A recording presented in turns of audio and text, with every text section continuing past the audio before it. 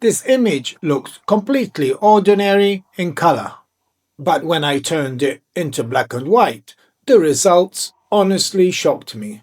The scene had everything: shape, texture, and movement, but in color it felt flat. Black and white reveals the real drama. The sky was flat, and the water wasn't standing out. Also, the rocks lacked separation.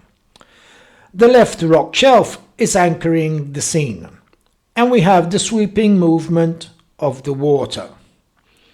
The leading lines are from the right side, and the calm horizon is giving balance to the image. And this is where I took the image, everyone, and as you can see, it was a flat, boring color image. Now let me show you how I transformed it. So the first thing we're going to do, everyone, we're going to drop the color.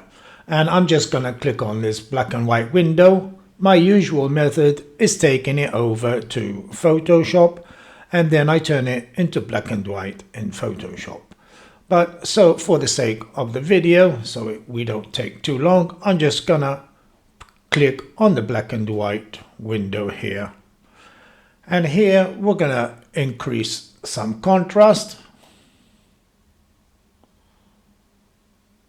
We're gonna make the image really contrasty. I'm gonna reduce some of the highlights, not too much. And I'm gonna increase just a touch of shadows. I'm going to reduce the whites. I know they're not touching on the histogram here. And I'm going to increase the blacks just a touch to around there. Next, I'm going to go down to the effects. I'm going to give it a bit of texture to around 10 and a touch of clarity. Not too much, because then we'll be increasing the noise. I'm not going to touch the dehaze, and I'm going to head down to the detail panel here. I'm going to increase the sharpening all the way up to around 60. I'm going to reduce the radius and increase the detail all the way up. And I'm going to hold down the masking slider while pressing on the Alt key on my keyboard. And I'm going to increase all the way up to around there. So we remove the noise and increase sharpening on the white parts. And the next thing I'm going to do from here, I'm just going to head over to the masking, and we're going to start doing some masking. And the first thing I'm going to do with the masking is use a linear gradient. And we're going to make the sky a bit darker on the top here. I'm going to pull it down all the way to the horizon. And I'm going to decrease the exposure, I mean. Now I'm going to use another linear gradient, and I'm going to use it for the foreground to about there and decrease the exposure. Not too much, something like that.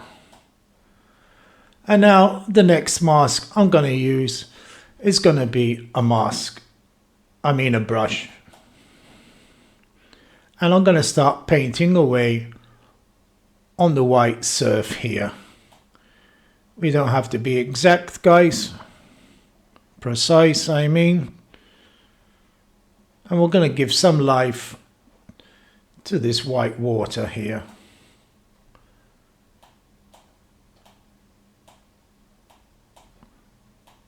Something like that.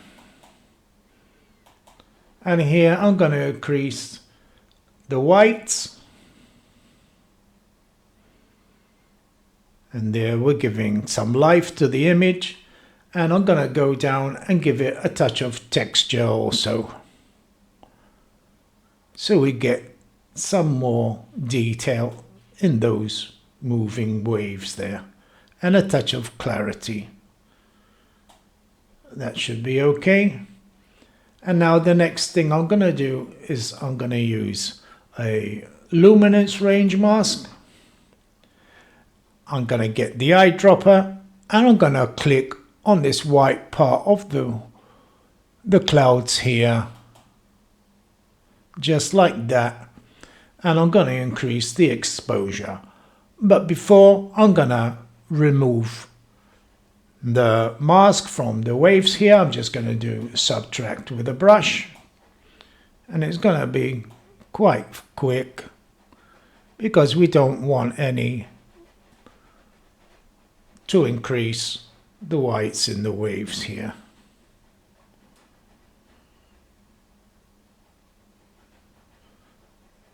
Should be okay like that, everyone. And here I'm just going to increase a bit of exposure.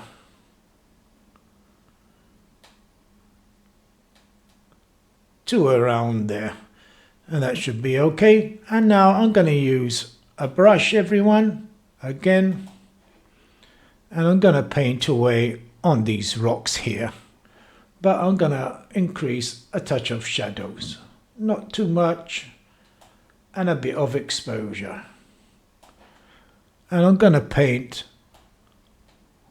on these parts here, just to give it a bit more detail.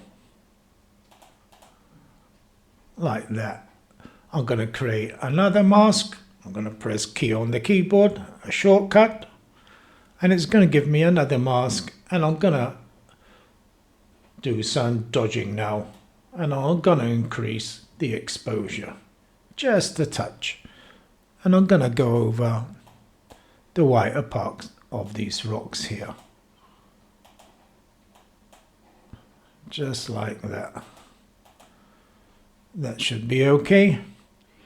And we're soon ready, guys. You can see you can make a really good black and white image from nothing, as the color image was really flat and boring.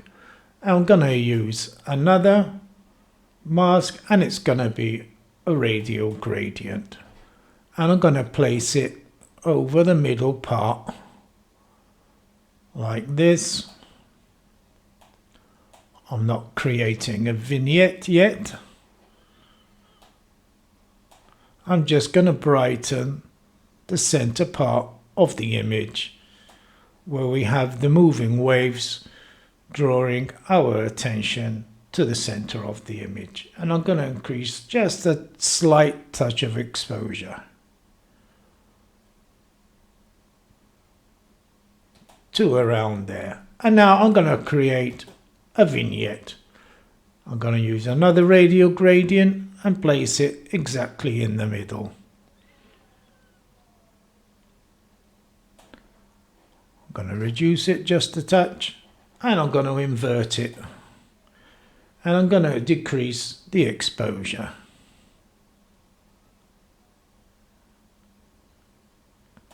To around there. I'm going to head out of the masking, guys.